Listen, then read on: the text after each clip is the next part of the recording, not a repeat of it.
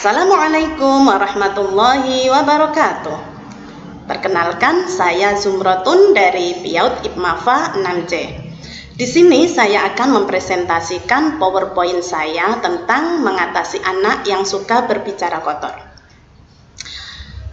PowerPoint ini bertujuan untuk memenuhi tugas ujian akhir semester mata kuliah bimbingan konseling. Sekarang banyak kita temui bahwa anak-anak yang sedang bermain dengan teman-temannya, di lingkungannya, banyak kita jumpai dia sering berbicara kotor. Sebenarnya mereka tidak paham apa yang ia ucapkan, tidak paham arti dan makna apa yang mereka ucapkan. Dia hanya berbicara sesuai yang pernah mereka dengar, yang sering mereka dengar. Hal ini dipengaruhi dari beberapa faktor. Yang pertama dari lingkungan tempat tinggalnya. Banyak dari mereka dijumpai orang-orang dewasa berbicara kotor, maka dia dengan sering mendengarnya, dia akan menirukan perkataan tersebut. Faktor yang kedua, hiburan dan tayangan televisi yang sering ia lihat. Maka dari hal-hal yang sering mereka jumpai, yang sering dia lihat, maka dia akan menirukan. Karena di usia PAUD ini, dia merupakan adalah usia yang suka untuk meniru. Kemudian faktor yang ketiga, keinginan untuk mendapatkan perhatian. Dari perkataan tersebut, mereka berharap mendapatkan perhatian dari teman-temannya, dari guru-gurunya, dari lingkungan di sekitarnya. Kemudian faktor yang lainnya, ada kesenangan yang diperoleh dari mengejutkan orang lain. Mereka merasa puas, merasa senang dengan berkata apa yang sering mereka dengarkan. Kemudian faktor yang lainnya, keinginan melepaskan emosi, marah dan kecewa. Sering dari mereka ketika merasa marah, merasa emosi, dia mengatakan kata-kata yang kotor. Kemudian faktor yang lainnya, keinginan memberontak. Dia ingin memberontak. Apa keinginannya yang tidak terpenuhi, maka dia akan berbicara yang kotor. Kemudian faktor yang selanjutnya, pandangan salah bahwa kata kotor adalah bagian dari kedewasaan. Mereka merasa bahwa dengan berbicara kotor itu mereka sudah dianggap sebagai orang yang dewasa. Kemudian mencontoh perkataan orang-orang yang ada di sekitarnya. Hal ini seperti yang saya ungkapkan tadi adalah salah satu dari faktor lingkungan. Kemudian langkah-langkah atau upaya yang bisa kita lakukan untuk mengatasi anak yang suka berbicara kotor.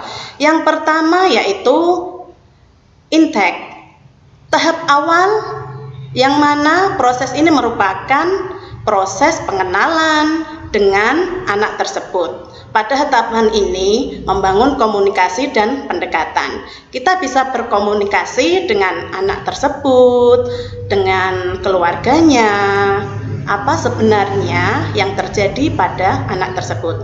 Kemudian tahapan selanjutnya yaitu menginformasikan dan mengidentifikasi permasalahan dari anak tersebut. Kita bisa mengidentifikasi permasalahan anak yang kita temukan tadi. Kemudian kita bisa mengevaluasinya langkah-langkah yang bisa kita lakukan setelah kita memperoleh informasi dari tersebut. Kita bisa menerapkan atau membuat permainan, bisa mengevaluasi apakah anak tersebut masih sering berbicara kotor.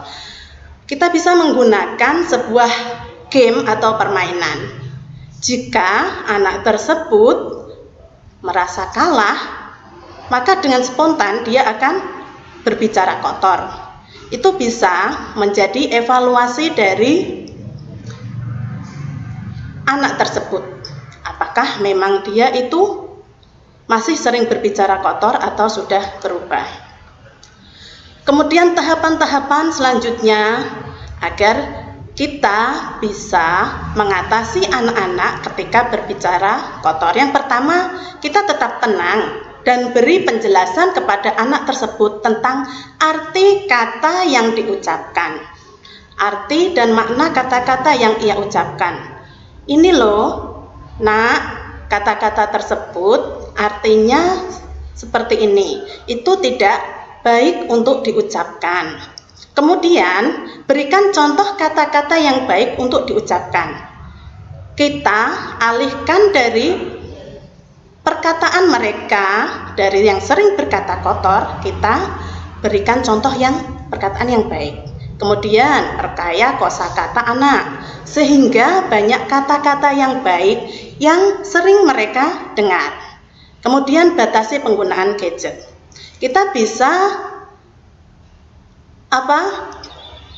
memberi pendekatan kepada orang tua untuk memberi batasan penggunaan gadget. Terus kemudian tahapan selanjutnya terapan hukuman. Kita terapkan hukuman jika anak tersebut masih suka atau sering berbicara kotor. Hal ini bisa membuat anak tersebut berpikir untuk tidak mengulangi perkataan tersebut. Kemudian jangan ragu-ragu untuk memberi pujian dan memberi penghargaan jika anak tersebut sudah mulai berkurang dengan perkataan-perkataan yang kotor.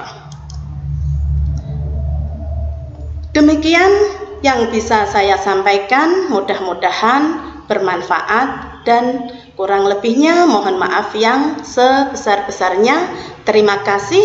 Wassalamualaikum warahmatullahi wabarakatuh.